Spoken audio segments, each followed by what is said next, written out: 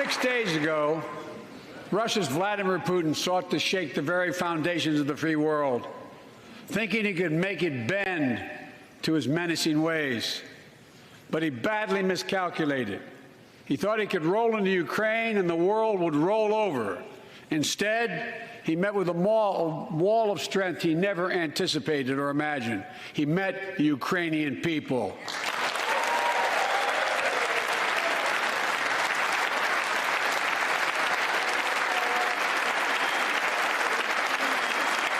And President Zelensky,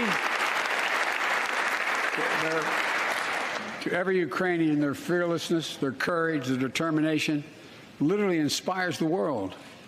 Groups of citizens blocking tanks with their bodies, everyone from students to retirees to teachers, turned soldiers defending their homeland. And in this struggle, President Zelensky said in his speech to the European Parliament, "Light will win over darkness." The Ukrainian ambassador to the United States is here tonight, sitting with the First Lady. Let each of us, if you're able to stand and send an unmistakable signal to the world of Ukraine. Thank you. Thank you, thank you, thank you.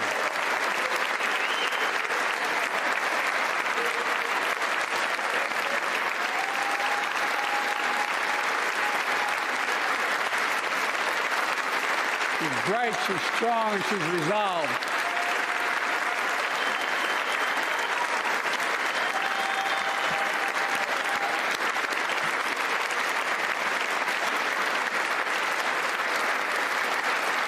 Yes, we, the United States of America, stand with the Ukrainian people. Throughout our history, we've learned this lesson. When dictators do not pay a price for their aggression, they cause more chaos. They keep moving, and the cost, the threats to America and America to the world keeps rising. That's why the NATO alliance was created, to secure peace and stability in Europe after World War II. The United States is a member, along with 29 other nations. It matters. American diplomacy matters. American resolve matters. Putin's latest attack on Ukraine was premeditated and totally unprovoked. He rejected repeated efforts at diplomacy. He thought the West and NATO wouldn't respond.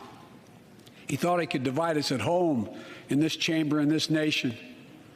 He thought he could divide us in Europe as well. But Putin was wrong.